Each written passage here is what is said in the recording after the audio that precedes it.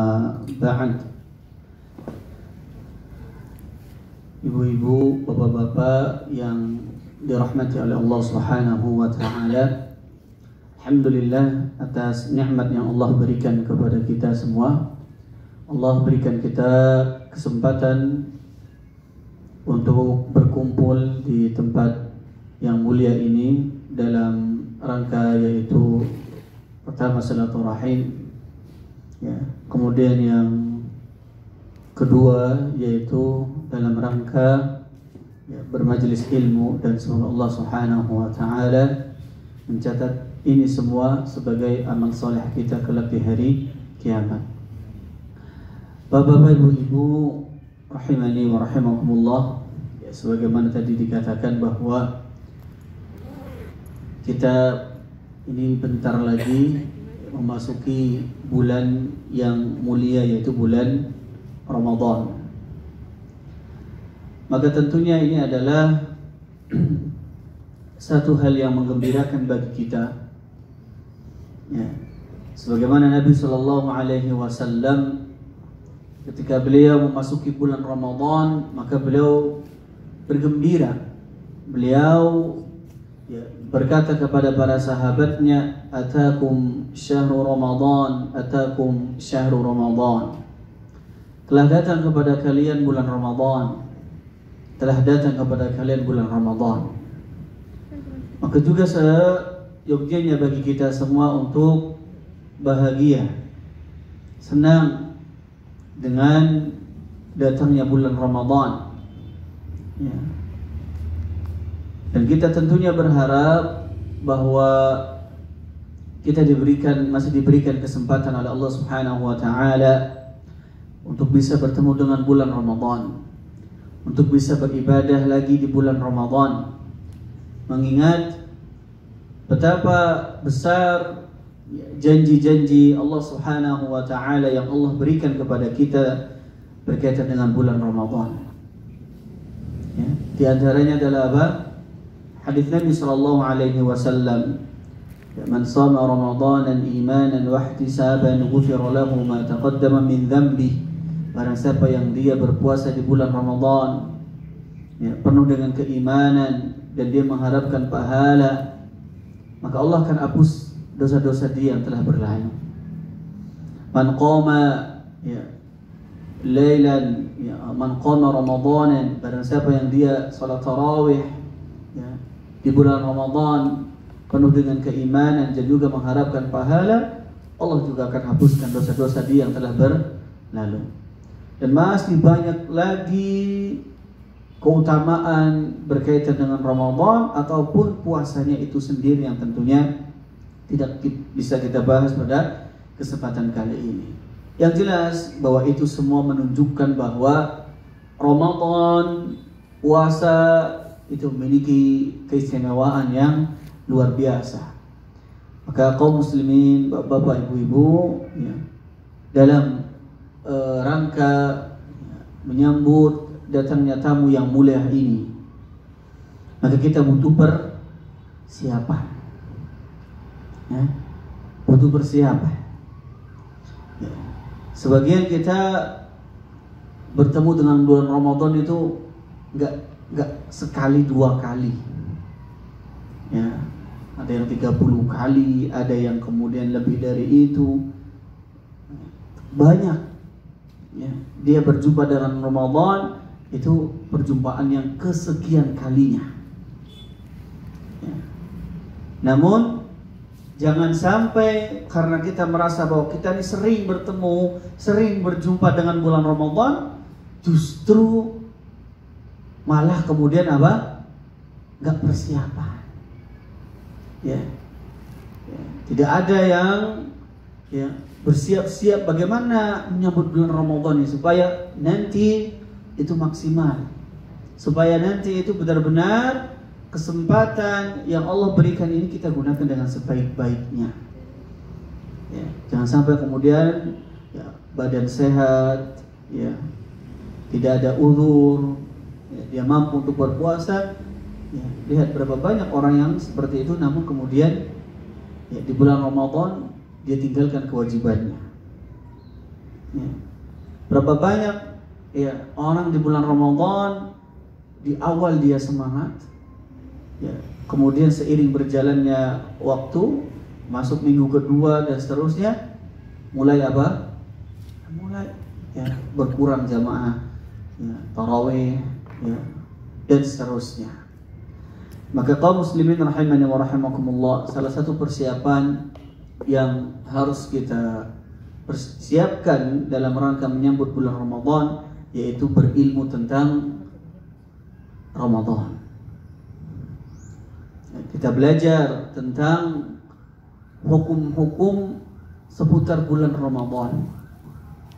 Ya, bagaimana puasa, bagaimana ya apa saja yang membatalkan puasa, apa saja yang dimakruhkan, apa saja sunnah-sunnahnya, ya, apa saja syarat wajib orang berpuasa, ya, apa uzur yang membolehkan seseorang dia tidak berpuasa, ya, ini harus kita pelajari, berilmu. Makanya Imam Al-Bukhari rahimahullahu ta'ala, beliau di dalam kitab beliau Al-Bukhari, ya, Sahih Al-Bukhari, beliau memberikan satu bab, satu judul bab, Babul Ilm Qabla Al-Qawl Wal-Amal. Bab ya, berilmu terlebih dahulu sebelum berkata dan beramal. Ya. Salah satunya kita akan masuk bulan Ramadan, kita akan berapa banyak ibadah di bulan Ramadan, dan sudah seharusnya bagi kita untuk mempelajarinya terlebih dahulu, punya ilmunya terlebih dahulu. Oh, seperti ini dan seperti itu. Baik, kaum muslimin rahimani wa rahimakumullah, maka pada kesempatan kali ini insyaallah kita akan bahas tentang ya fiqih Ramadan atau hukum-hukum seputar berkaitan dengan bulan Ramadan. Pembahasan pertama, atau kita merujuk kepada salah satu kitab, Al-Fiqh Muyassar fi Dha'il Kitab wa Sunnah, ya, karangan Nukhbatu Minal Ulama. Baik. Sudah di bawah aja ini. Sini kayaknya. Terlalu tinggi. Baik. Kita bahas dari yang pertama, ya, yaitu tentang definisi atau pengertian puasa dan penjelasan tentang rukun-rukun puasa. Ta'rifuhu, yaitu pengertian atau definisi puasa. Maka puasa secara bahasa, puasa itu memiliki arti al-imsak, yang artinya menahan. Nah, kita sering dengar imsak, imsak. Apa artinya imsak? Menahan. Udah tahan, nggak boleh apa lagi?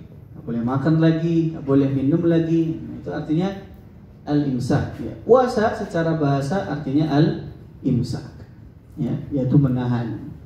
Sedangkan secara istilah yang dinamakan dengan as-shaum, yang dinamakan dengan puasa, yaitu adalah al-imsaku 'anil akli wasyurbi wa jami'il muftirat, yaitu menahan dari makan dan minum dan segala bentuk yang membatalkan puasa.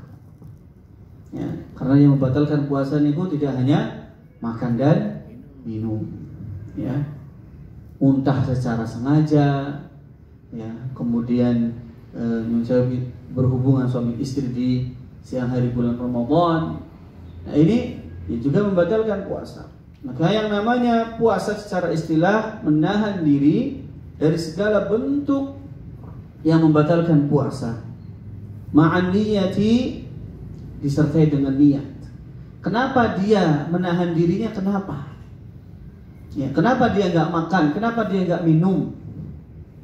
Ya, kalau misalnya cuma karena misalnya apa? Diet. Ya berarti dia bukan apa? Bukan niatnya untuk puasa. Ya. Misalnya karena ini disuruh dokter sebelum operasi puasa dulu, dan kebetulan misalnya waktunya itu ya, dari mulai terbitnya fajar sampai sampai misalnya terbenamnya matahari. Namun niatnya dia nggak puasa, artinya niatnya bukan karena Allah, bukan ibadah, maka dia tidak dianggap sebagai puasa yang mendapatkan pahala. Min tulu'il fajr as-sadiq ila ghurubis syams, ya, dari terbitnya fajar, ya. Jadi waktu puasa itu dari terbitnya fajar sampai terbenamnya matahari, ya. Kaum muslimin rahimani wa rahimakumullah, maka dari penjelasan tadi para ulama menyimpulkan bahwa rukun puasa niku ada 2. Yang pertama apa? Niat.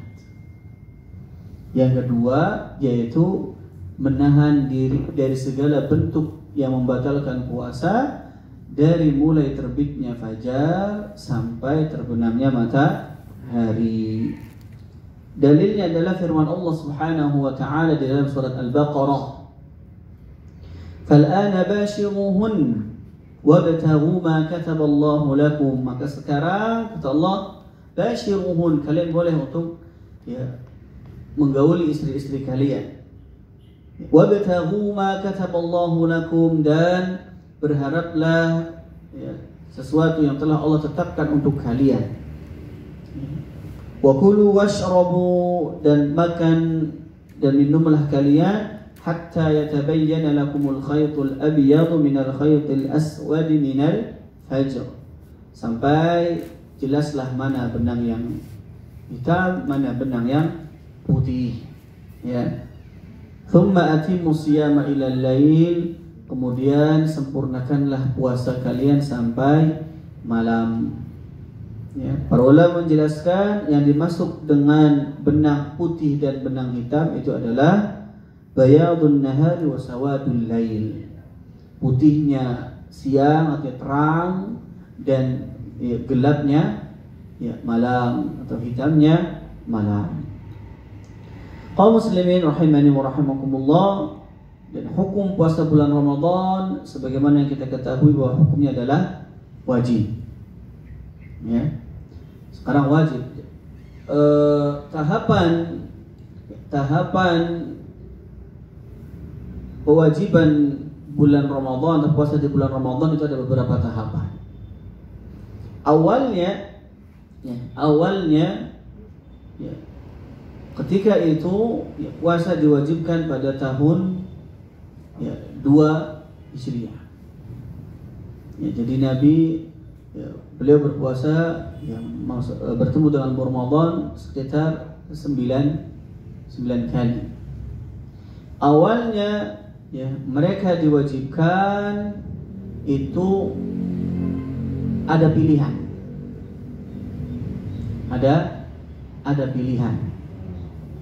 Mau puasa atau bayar fidyah. Ya. Jadi boleh. Ya, walaupun dia orang yang mampu untuk berpuasa, tapi lebih memilih bayar fidyah misalnya. Saya bayar fidyah aja. Awalnya seperti itu.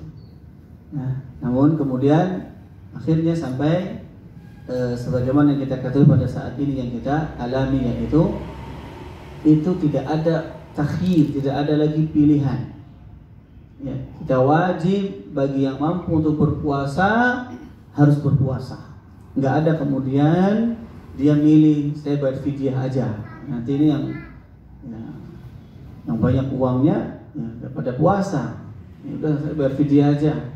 Ya, lagi bayar fidyah ini terhitung insyaallah mudah. Ya. Itu awal-awal dulu bayar fidyah. Ya. Tapi sekarang itu tidak ada lagi. Dia wajib ain. Wajib bagi yang mampu, wajib. Ya. Tidak ada lagi pilihan. Dalilnya apa?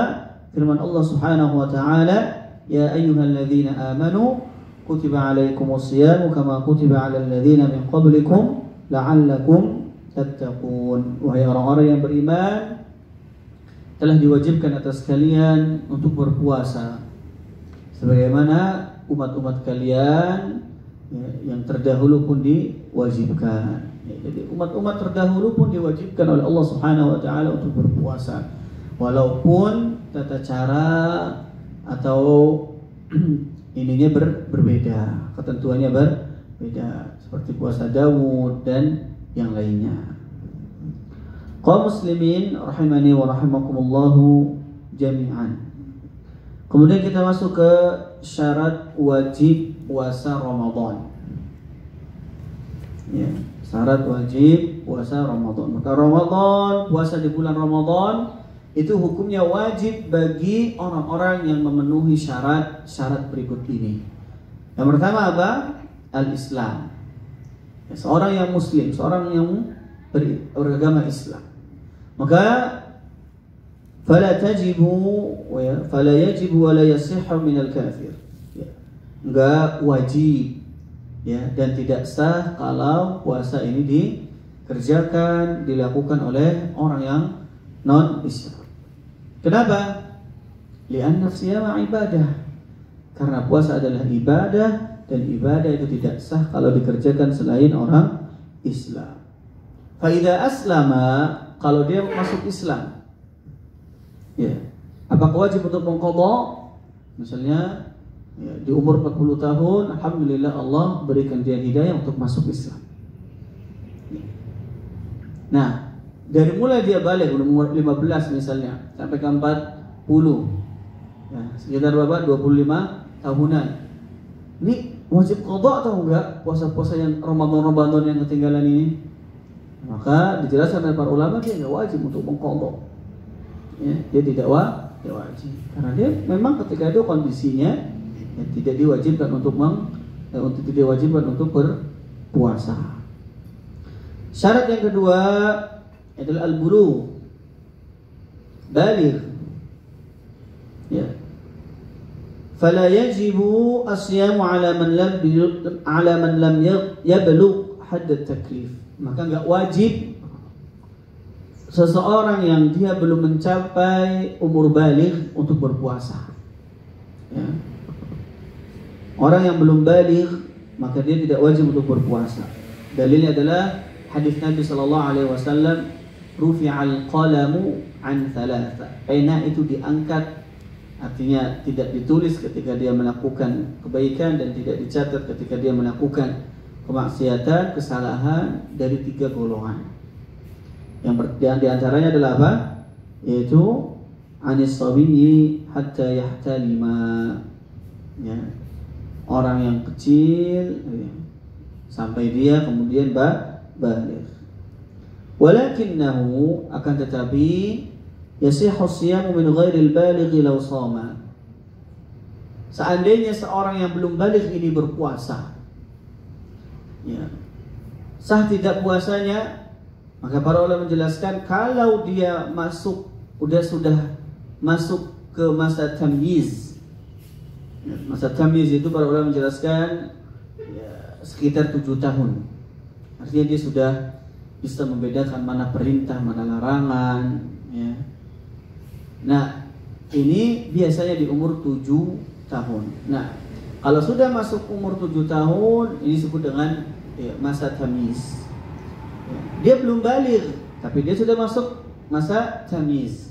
Kalau dia berpuasa, maka sah, ya, sah puasanya, ya.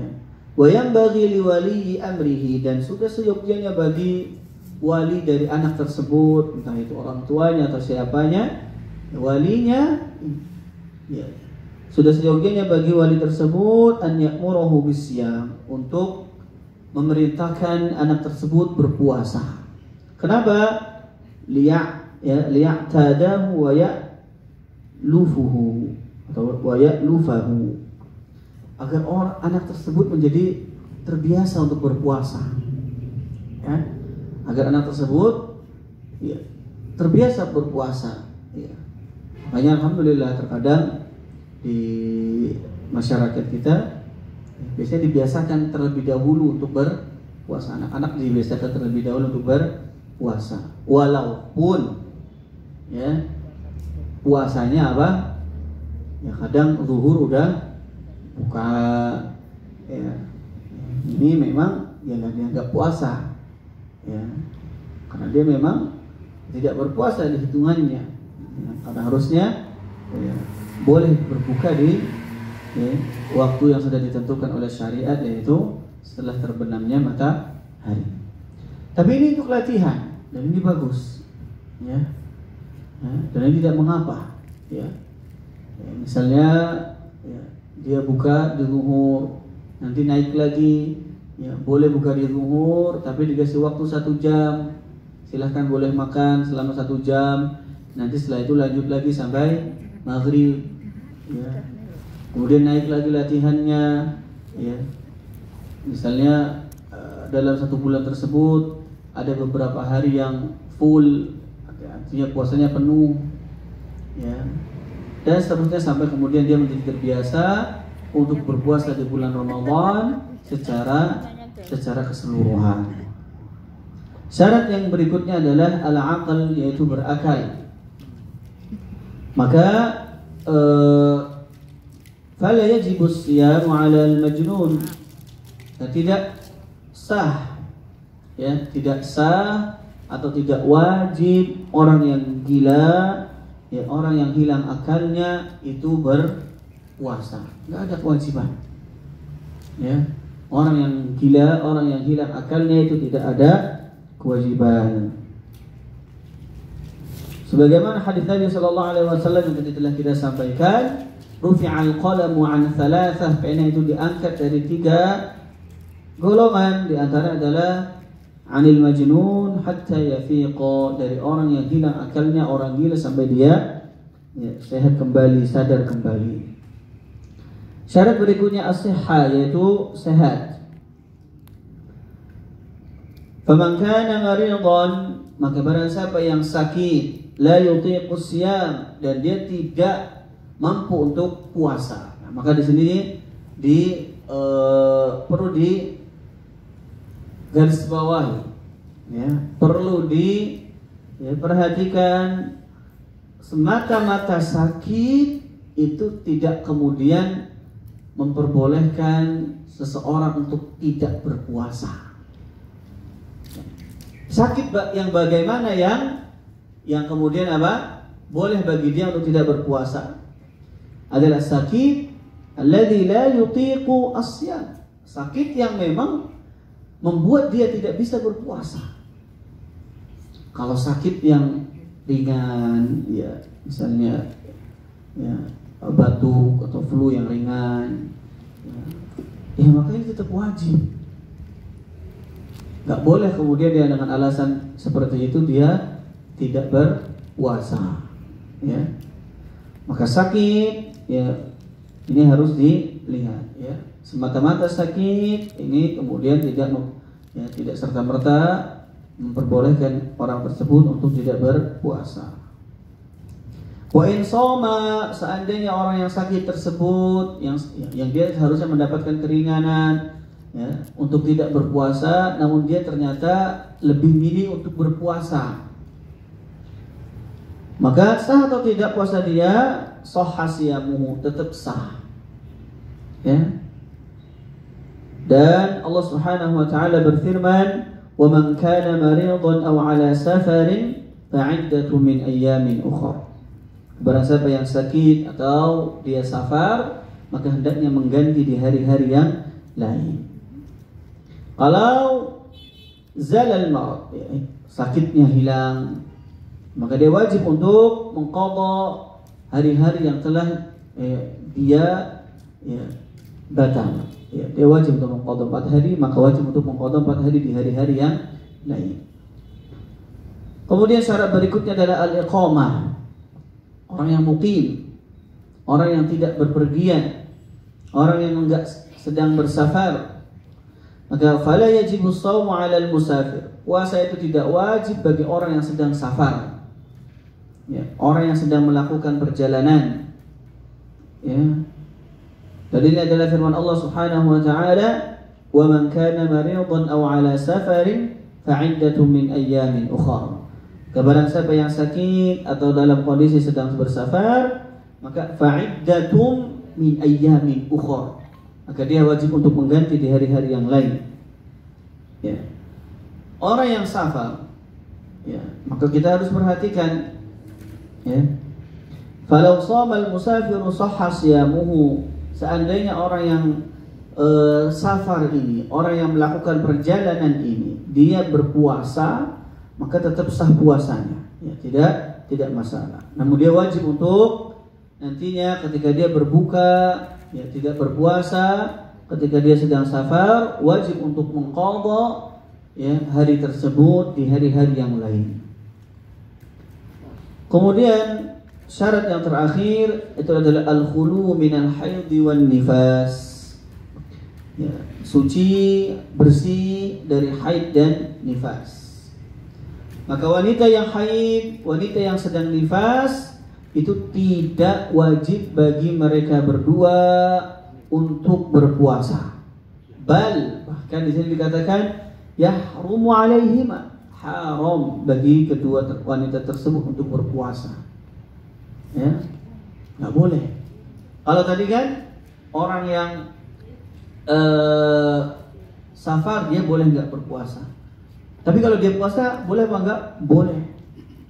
Ya, orang yang sakit boleh bagi dia yang nggak puasa. Kalau puasa sah nggak? Sah. Ya. Nah, kalau untuk wanita yang haid dan nifas nggak boleh berpuasa. Ya, nggak wajib untuk berpuasa. Kalau berpuasa boleh apa enggak? Justru dosa. Ya, bahkan bal yahrumu alaihima, haram bagi kedua wanita ini yang sedang nifas dan haid untuk berpuasa. Ya, nggak boleh.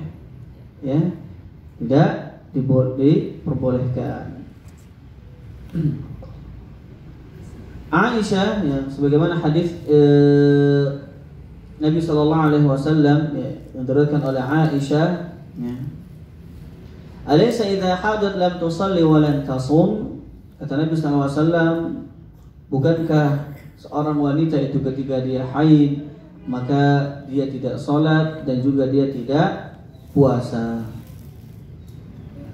Fadzalika, maka itu min nuqsani diniha, termasuk dari kekurangan agamanya, dan wajib untuk mengqadha di hari yang lain. Sebagaimana perkataan Aisyah radhiyallahu anha, kan yusibana dzalik, bahwa kita, yaitu wanita-wanita, itu tertimpa hal tersebut, yaitu haid dan nifas. Fanu'maru biqada'i shaum, maka kita diperintahkan untuk mengqadha puasa dan tidak diperintahkan untuk mengqadha salat. Ya, jadi ya, kalau salat tidak perlu untuk diqadha, ya. Yang harus diqadha adalah puasa. Kaum muslimin rahimani wa rahimakumullahu jami'an. Kemudian kita bahas tentang waktu niyati fi shaumi, ya, wa hukmuha. Ya. Waktu niat di dalam berpuasa dan hukumnya. Yajibu ala shaimi an yanwiya siyam. Maka wajib bagi orang yang berpuasa itu apa? Untuk berniat. Ya. Karena niat ini sebagaimana yang tadi kita katakan di awal, itu termasuk dari rukun puasa, nggak boleh ditinggalkan. Ya. Nabi Shallallahu Alaihi Wasallam beliau bersabda, innamal a'malu binniyat. Ya. Amal itu tergantung dengan niatnya. Wa yanwiha minal laili fi siyamil wajib. Maka seorang yang ingin berpuasa wajib dia memulai niatnya di malam hari. Ya, seperti puasa Ramadan dan puasa qadha dan yang lainnya di puasa-puasa yang wajib, maka dia harus, ya, niatnya itu di malam hari. Walau qabla al-fajr bi daqiqah wahidah, walaupun ya, nggak ada masalah, walaupun 1 menit sebelum masuknya fajar, terbitnya fajar. Yang penting dia sebelum terbit fajar dia harus ada niat. Karena Nabi Sallallahu Alaihi Wasallam beliau bersabda, "Man lam yubayyiti siyama qabla al-fajr fala siyama lahu." Barang siapa yang tidak berniat untuk puasa di malam hari, ya, qabla al-fajr, atau barang siapa yang dia tidak berniat puasa sebelum fajar, fala siyama lahu, maka tidak ada puasa bagi dia. Maka para ulama mengatakan puasanya tidak sah. Faman nawa shaman fin nahar, barang siapa yang dia niat puasanya itu adanya ketika di siang hari, walam yut'imu syai'an, dan dia juga belum makan sama sekali. Ya, misalnya apa? Ada seorang yang punya qadha, dia punya kewajiban mengqadha puasa. Ya, misalnya tinggal 1. Kemudian ya dia qadha di hari-hari yang Ramadan, yang ya, di hari-hari setelah Ramadan, jelas kan? Nah, ketika itu kemudian karena kesibukan dia, ya, banyak agenda, banyak aktivitas, ternyata sampai zuhur itu dia belum makan, belum minum, belum melakukan pembatal puasa. Akhirnya dia, saya kan masih punya qadha 1, punya kewajiban puasa 1. Udahlah, saya niatkan ini untuk puasa qadha saya. Ya. Sah berapa perbuatan? Enggak boleh. Enggak sah. Ya, enggak sah. Ya. Kasus kayak tadi itu boleh kalau di puasa sunnah. Ya, misal lagi Senin Kemis, lagi hari Senin, ya, tadi banyak kegiatan segala macamnya, ya, baru ingat, ya, zuhur atau ya setelah zuhur, belum makan, belum minum, ya, udahlah puasa aja, ya, bentar lagi, ya, ini lagi masih banyak kerjaan, ya, udah puasa aja. Nah ini boleh, kalau seperti ini boleh. Ya. Kalau di puasa tatawwu, puasa sunnah, maka ini diperbolehkan. Ya. Dengan syarat apa? Tadi belum makan, belum melakukan pembatal puasa. Tapi kalau sudah melakukan pembatal puasa, ya maka sudah tidak, ya, boleh lagi. Ini sebagaimana hadisnya Nabi Shallallahu Alaihi Wasallam yang diriwayatkan oleh Aisyah radhiyallahu anha. Aisyah mengatakan, dakhala alayya an-nabiy sallallahu alaihi wasallam dzata yaum. Satu hari Nabi sallallahu alaihi wasallam itu masuk ke rumahku. Ya. Faqala, maka Nabi mengatakan, hal 'indakum min syai'? Ya. Wahai Aisyah, ada sesuatu enggak yang bisa dimakan? Punya sesuatu yang bisa dimakan? Maka Aisyah mengatakan, la, enggak ada ya Rasulullah. Ya, enggak ada. Ya. Subhanallah, lihat rumah, ya, orang yang paling mulia Nabi Sallallahu Alaihi Wasallam, ternyata, ya, tidak ada makanan yang bisa dimakan. Ya. Maka Nabi Sallallahu Alaihi Wasallam, ya, mengatakan apa? Fa inni idzan shaim. Ya udah, kalau gitu saya puasa. Ya. Nabi awalnya apa? Awalnya mau makan. Awalnya gak ada niat puasa. Tapi karena, ya, gak ada makanan, gak ada yang bisa dimakan, ya udah. Karena Nabi, ya udah saya puasa. Ya. Dan ini di puasa sunnah. Sedangkan kalau puasa wajib, maka tidak boleh, ya, memulai niatnya di siang hari. Harus dari malam hari sebelum terbitnya fajar. Dan sebagian ulama mengatakan, wa takfi niyatun wahidatun fi bidayati Ramadan. Ya, cukup satu niat di awal bulan Ramadan untuk seluruh Ramadan. Ya, seluruh Ramadan sampai akhir. Ya, ini cukup. Namun wa yustahabbu tajdiduha, ya, dianjurkan untuk memperbarui niat di setiap harinya. Ini kasusnya kalau apa? Ya, dia belum batal. Kalau dia sudah batal, maka harus memperbarui. Contoh, di hari ke-10 di bulan Ramadan, dia ada uzur yang memperbolehkan dia untuk tidak berpuasa, safar, atau misalnya sakit yang ternyata dia, ya, sakitnya harus mengharuskan dia untuk berbuka. Nah, maka ini nggak boleh kemudian besoknya dia nggak ada niat, ya, maka dia wajib untuk memperbarui niatnya, ya, karena dia sudah terputus. Ya. Nggak boleh kemudian dia dengan alasan saya sudah punya niat di awal Ramadan. Ya. Kalau dia di tengah-tengah sudah batal, ya, maka dia harus memperbarui niat. Boleh dari awal sampai akhir itu kalau tidak apa? Tidak ada batal puasanya di tengah-tengah Ramadan. Kaum muslimin rahimani wa rahimakumullahu jami'an. Berikutnya tentang udzur-udzur yang memperbolehkan seseorang untuk tidak berpuasa. Ya, sebagian sudah tersinggung tadi ketika bahas tentang syarat-syarat wajib, itu hampir sama sebenarnya. Baik, yang pertama adalah al-marad wal kibaru, orang yang sakit dan orang yang tua. Maka diperbolehkan bagi orang yang sakit, yang sakitnya ini memang tidak ada harapan untuk sembuh, ya, tidak ada harapan. Maaf. Yang pertama adalah untuk orang yang sakit, alladzi yurja bur'uhu al-fitr, untuk orang sakit yang sakitnya masih diharapkan ada kesembuhan di situ. Ya. Maka orang sakit yang seperti ini, ya, kalau dia sudah sembuh, maka wajib untuk mengqadha, ya, hari-hari yang terlewatkan tadi. Ya, dalilnya firman Allah Subhanahu wa taala, "Faman kana minkum maridan aw 'ala safarin fa'iddatun min ayyamin ukhra." Barang siapa yang dia sakit dan dia bersafar, ya, maka dia wajib untuk menggantinya di hari-hari yang lain ketika dia tidak berpuasa.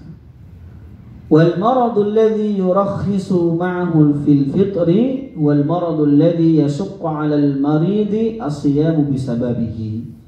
Dan sakit yang memberikan dia keringanan, memberikan dia rukhsah untuk boleh berbuka di bulan Ramadan, itu adalah sakit yang memang memberatkan bagi dia untuk berpuasa.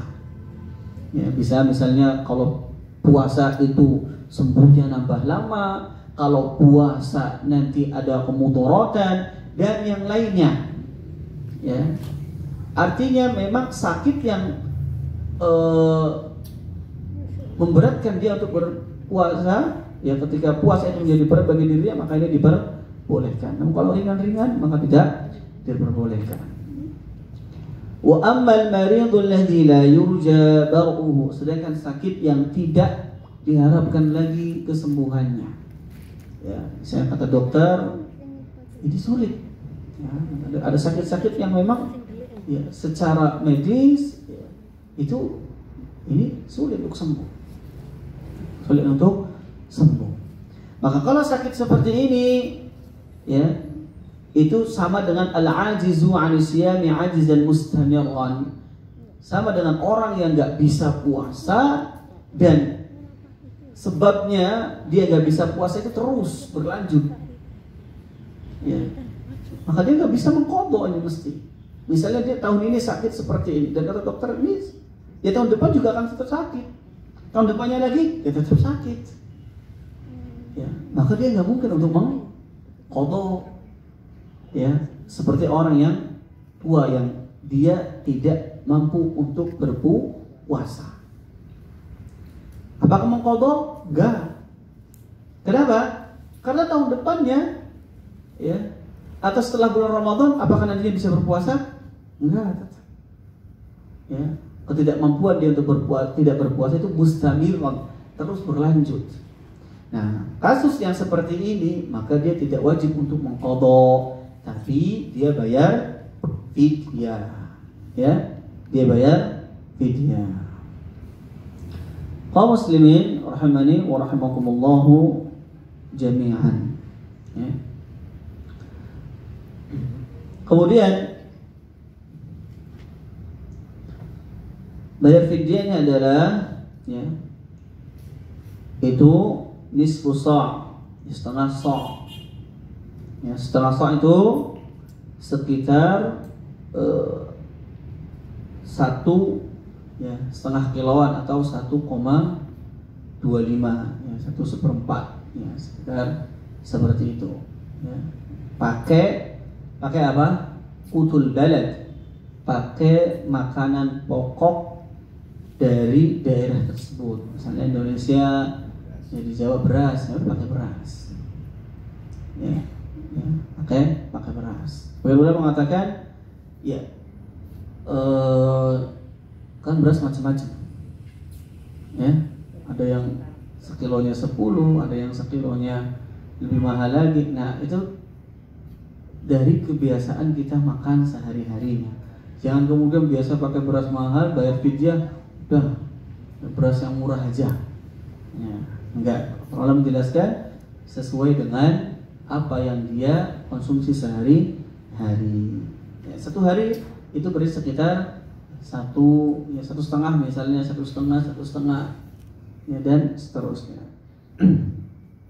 Baik, kemudian udzur yang berikutnya yaitu safar. Maka boleh bagi orang yang musafir itu untuk berbuka di bulan Ramadan, dan wajib nantinya untuk mengqadha. Dalilnya firman Allah Subhanahu wa taala, "Faman kana minkum maridan aw 'ala safarin fa'iddatun min ayyamin ukhra." Maka barang siapa yang dia sakit, dia safar, maka boleh bagi dia untuk mengqadha di hari untuk tidak berpuasa dan menggantinya atau mengqadhanya di hari-hari yang lain. Dan perkataan Nabi sallallahu alaihi wasallam kepada seseorang yang bertanya kepada beliau tentang, ada orang yang bertanya, ada sahabat yang bertanya kepada Nabi sallallahu alaihi wasallam tentang puasa di bulan Ramadan atau puasa di ketika safar. Ya, jadi ketika safar boleh dia berpuasa ya Rasulullah? Maka Nabi mengatakan, in syi'ta fasum wa in syi'ta fa'aftir. Kalau engkau mau ya silahkan puasa, kalau enggak ya silahkan boleh berbuka. Ya. Jadi tidak mengapa. Sebagaimana Nabi SAW wa kharaja ila Makkah sha'iman. Beliau itu keluar dari kota Mekah itu dalam kondisi berpuasa. Ya. Ini Ramadan. Falamma balagha al-Kadid, ketika sudah sampai di satu daerah yang bernama Al-Kadid, beliau berbuka. Maka para ulama menjelaskan, seseorang ketika dia safar dan ingin berbuka, dia boleh berbuka ketika sudah keluar dari daerahnya, dari kotanya. Misal ya, dia mau mudik ya, dari Jogja misalnya, dia mau ke Jawa Timur, Surabaya misalnya mau pulang. Ya, mudiknya itu dari kapan? Misalnya perjalanan dari Jogjanya jam 7 pagi. Ya, itu nggak kemudian dari awal habis subuh dia boleh, wah udah saya kan nanti nggak berpuasa Ustaz, berarti makan, enggak. Ya, orang menjelaskan dia boleh tidak berpuasanya adalah ketika dia sudah keluar dari daerah dia, misalnya dari keluar dari Jogja.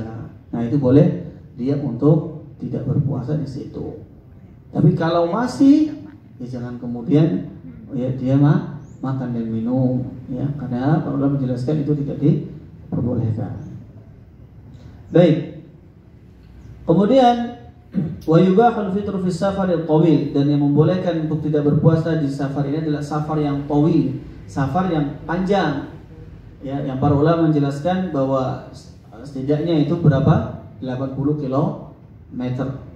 Itu baru dianggap dia sedang bersafar. Baru dia boleh untuk tidak berpuasa adalah ketika dia melakukan perjalanan minimalnya sekitar 80 km. Kalau di bawah itu berarti dia tidak mendapatkan keringanan untuk mengqashar sholat, dia tidak mendapatkan keringanan untuk berbuka puasa. Dan safarnya adalah safar yang mubah. Ya. Kalau safar yang dia lakukan adalah safar yang haram, maka nggak boleh. Contoh, dia dari Jogja ke Jakarta, niat safarnya itu misal mau melakukan hal-hal yang haram, misalnya mau ngerampok, mau korupsi, ya, mau bunuh.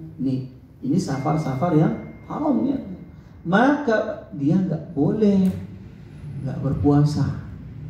Dia tidak mendapatkan keringanan ini. Para ulama menjelaskan kenapa? Karena kalau dia mendapatkan keringanan ini, lah berarti memperlancar ya, aksinya dia. Makanya dia tidak ya mendapatkan keringanan ini. Nah, seorang musafir kalau dia mau berpuasa, ya, artinya kan tadi boleh dia nggak berpuasa, silakan puasa. Bagaimana kalau dia berpuasa juga boleh. Maka kalau dia milih untuk berpuasa, puasanya adalah sah, ya, tidak mengapa. Ya. Namun perlu diperhatikan. Walakin bisyartin alla yashqa alaihi shaum fi safar, dengan syarat bahwa puasanya itu tidak memberatkan dia. Ya. Kalau ternyata dengan puasanya itu memberatkan dia, ya bahkan membahayakan dia, maka berbuka itu lebih afdol, itu lebih utama. Ya, Allah udah kasih rukhsah, ambil. Ya. Namun, ya kalau ternyata puasanya tidak membahayakan dia, tidak memberatkan dia, maka yang lebih afdol itu untuk berpuasa. Ya, sebagaimana dalam sebuah riwayat Nabi Shallallahu Alaihi Wasallam itu melihat ya segerombolan orang safar. Ya. Kemudian ada salah satu orang di antara mereka yang berpuasa. Ya. Qad ughillila alaihi min syiddatil har. Dan orang ini yang puasa ini ya, itu istilahnya kayak dinaungin sama teman-temannya, sama kelompoknya, ya, agar nggak kepanasan. Karena ketika itu kondisi sedang sangat terik, sangat panas. Ya. Jadi orang-orang berkumpul di dekat dia untuk menaungi dia. Nah, melihat kondisi seperti ini, Nabi SAW sudah mengatakan apa? Laisa minal birri asyamu fis safar. Enggak ada kebaikan berpuasa ketika safar. Ya, melihat kasus yang ini. Ya, tapi tidak bisa kemudian ini di hadis ini dibawakan secara umum. Ya, para ulama melihat kondisinya. Kalau memang itu jadi ngerepotin orang lain, jadi menyusahkan orang lain, bahkan membahayakan dirinya, ya maka ini nggak ada kebaikan dalam berpuasa. Lebih baik dia untuk berbuka. Kemudian yang terakhir adalah al-haid wan nifas. Baik. Al-haid dan nifas, orang yang haid dan nifas, ya. Wanita yang haid dan nifas boleh bagi dia untuk tidak berpuasa, bahkan wajib untuk tidak berpuasa, haram baginya untuk berpuasa, dan nanti ini di qada di hari-hari yang lain. Maaf, itu ada satu lagi yang terakhir, yaitu al-hamal wa ridha, hamil dan menyusui. Maka wanita yang hamil, wanita yang menyusui, dan dia khawatir atas dirinya, ya, atau dia khawatir terhadap anak atau janinnya disebabkan karena dia berpuasa, maka boleh bagi wanita tersebut untuk berbuka, ya. Dan nantinya ya tentunya akan mengqadha di hari-hari yang lain, ya. Wa dzalika in khafat 'ala nafsihima, itu kalau ya, di sini dijelaskan kalau wanita yang hamil dan menyusui ini khawatirnya terhadap dirinya. Ya, artinya kalau puasa khawatir ya, membahayakan dirinya, tapi nggak khawatir. Maksudnya kata dokter ini janinnya bagus, janinnya sehat, anaknya nggak ada masalah kalau berpuasa. Justru ibunya yang jadi khawatirkan, misalnya. Nah, jadi dia khawatirnya atas dirinya sendiri. Ya. Itu diqadha. Wa in khafat al-hamilu ma'a dhalika 'ala janiniha, ya, awil murdi 'ala radi'ihima. Nah, gimana kasusnya kalau khawatirnya itu terhadap janinnya, terhadap anaknya? Ya, boleh bagi wanita tersebut untuk tidak berpuasa, namun para ulama menjelaskan, dan ini fatwa atau pendapatnya sahabat Abdullah bin Abbas, yaitu at'amat ma'al qadha, wajib untuk memberi fidyah dan juga mengqadha, ya. Jadi ada dua kewajiban, yaitu fidyah dan qada. Walaupun ada pendapat yang lain yang mencukupkan untuk apa? Qada. Tapi ini sahabat, fatwanya sahabat yaitu Abdullah bin Abbas. Beliau mengatakan wal murdi' wal hubla idza khafata ala auladihima afqarata wa at'amata. Orang yang menyusui, orang yang sedang hamil, kalau dia khawatir, ya takut terhadap ya anaknya atau janinnya, afqarata, ya maka boleh untuk apa? Berbuka, namun nanti apa? Ya at'amata, ya memberi fidyah dan juga mengqadha. Ya.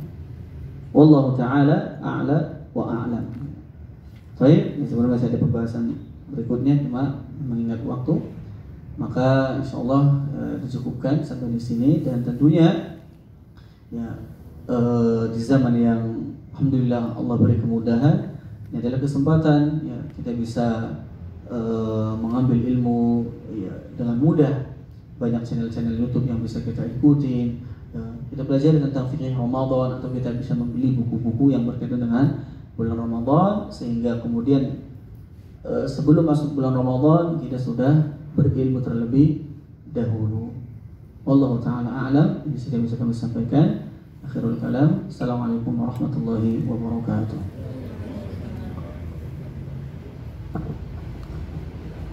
Mungkin Bapak dan Ibu ada pertanyaan, silahkan.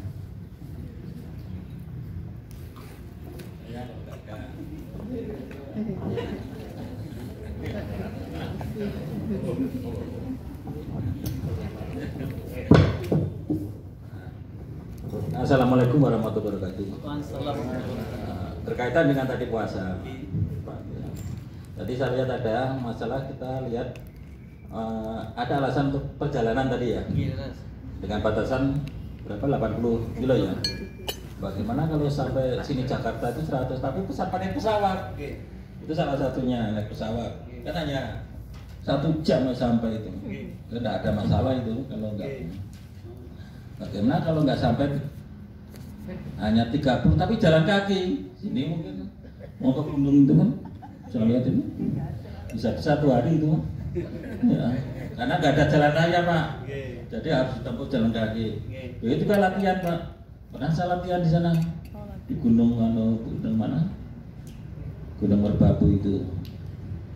Jadi dari pagi sampai sore itu nggak ketemu air Pak, itu kan bisa. Bagaimana mendingan puasa daripada saya harus batalkan nggak ada yang batalkan Pak ya.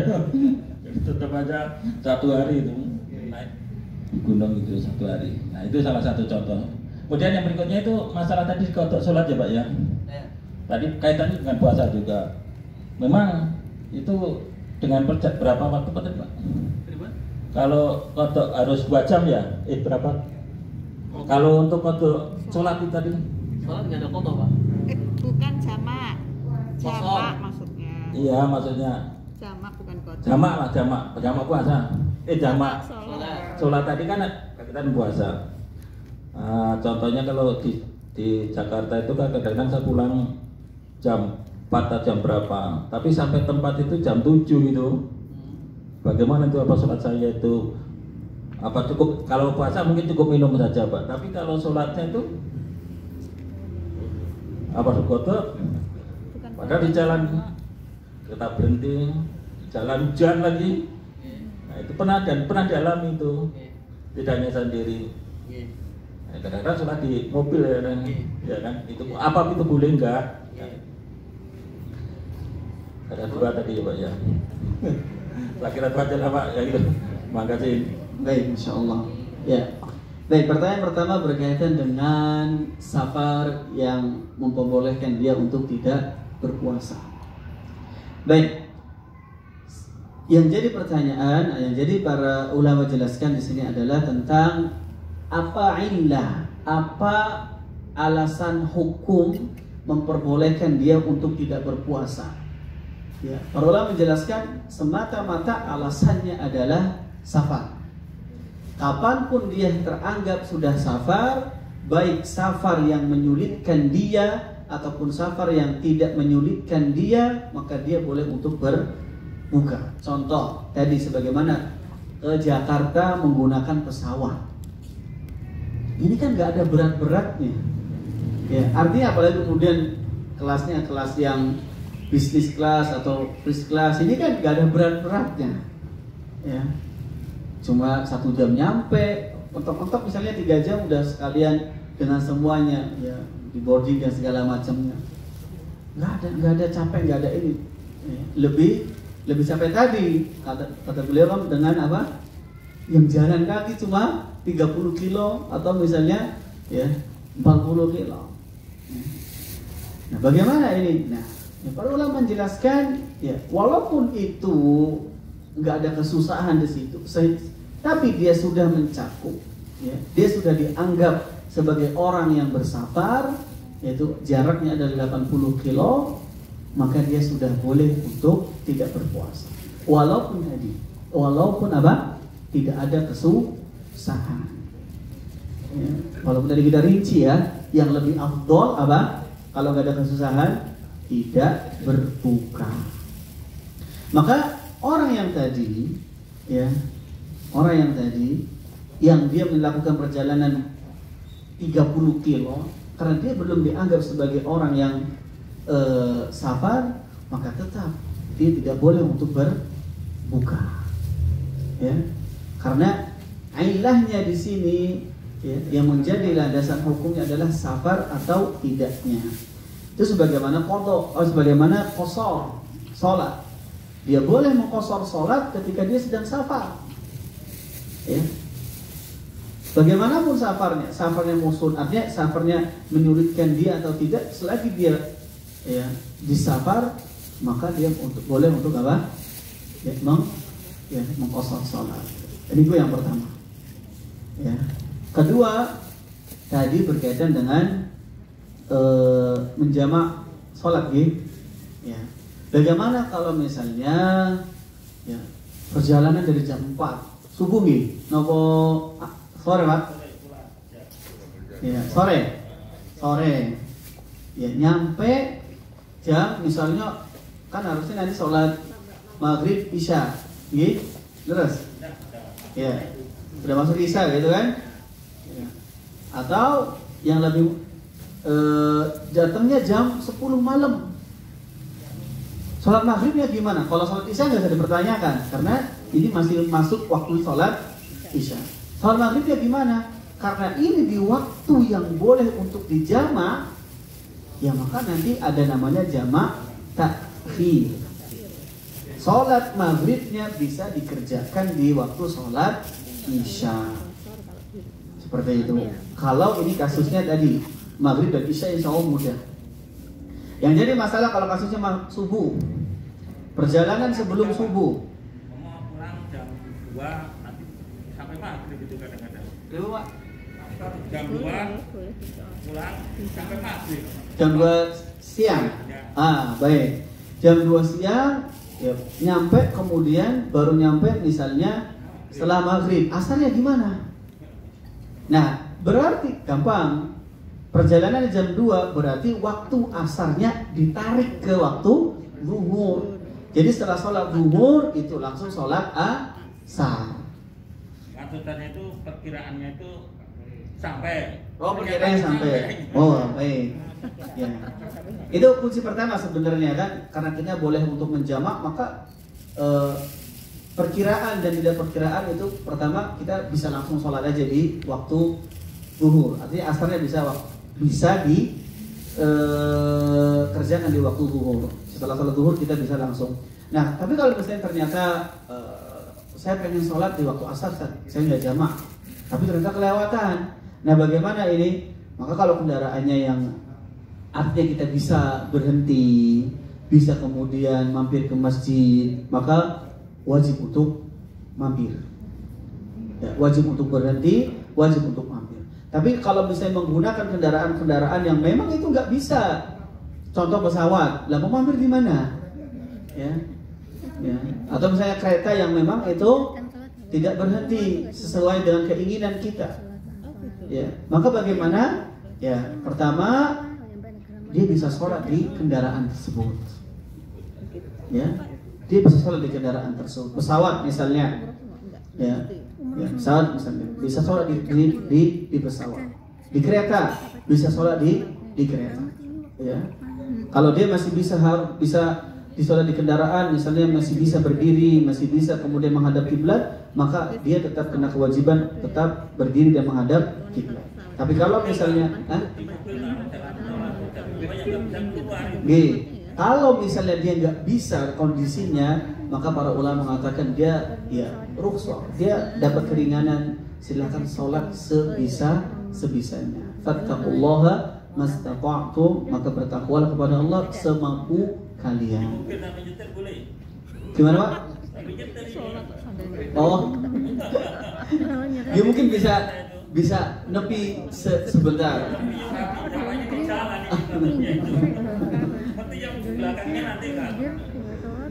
Kalau ya ini yang kita lebih tahu dengan kondisi kita. Kalau memang itu misalnya nggak bisa menepi sebentar, nggak bisa ini ya, fattaqullaha mastata'tum, maka Allah mengatakan bertakwalah kepada Allah semampu kalian. Ya, kalau memang kondisinya memang itu nggak bisa nepi dan segala macam, yang nggak bisa segala macam yang harus tetap jalan, ya maka ya insya Allah semoga itu ada keringanan. Tapi kalau masih bisa menepi, masih bisa sholat, maka itu tetap harus sholat di waktunya. Wallahu ta'ala a'lam.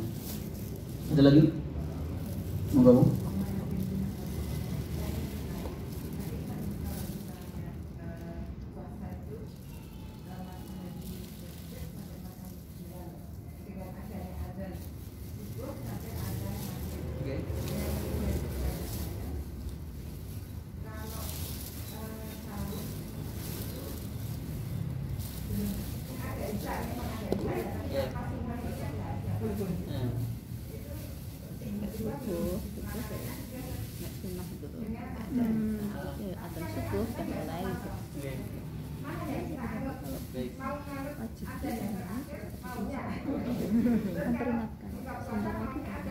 Pertama,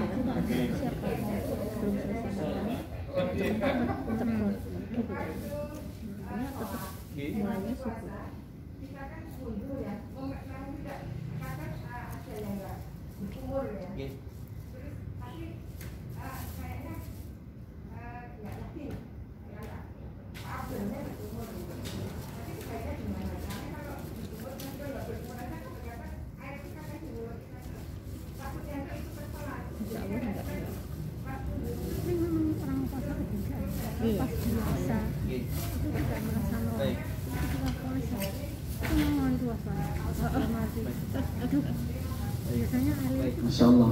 Baik, pertama berkaitan dengan waktu puasa dan berakhirnya, ya, mulai dan berakhirnya.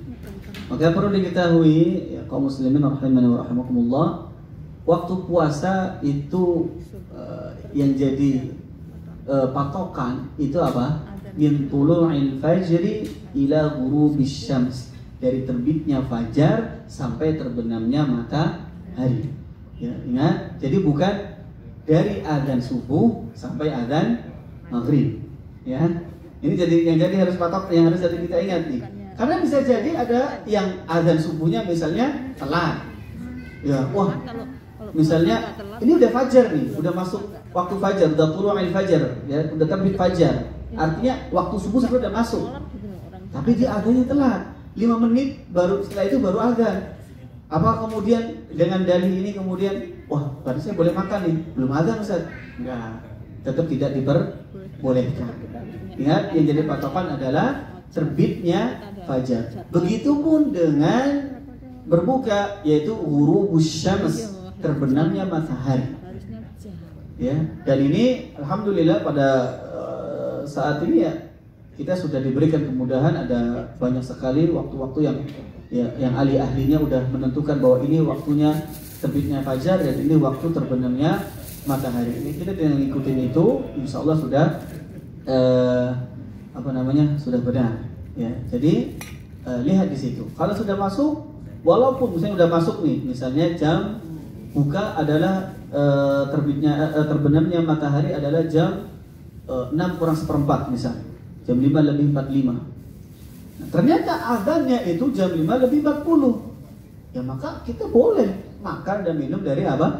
Jam 5 lebih 45, tidak harus kemudian menunggu azan yang ada. Itu yang pertama. Jadi patokannya adalah terbitnya fajar dan terbenamnya matahari. Kedua yaitu kumur-kumur gitu. Ya. Baik. Kumur-kumur ketika sedang berpuasa itu bagaimana? Maka Nabi SAW di dalam sebuah hadis mengatakan, "Wabaligh fil istinsyaq illa an takuna sha'iman."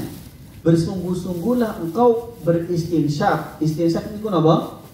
Memasukkan air ke dalam lubang hidung dengan cara menghirupnya.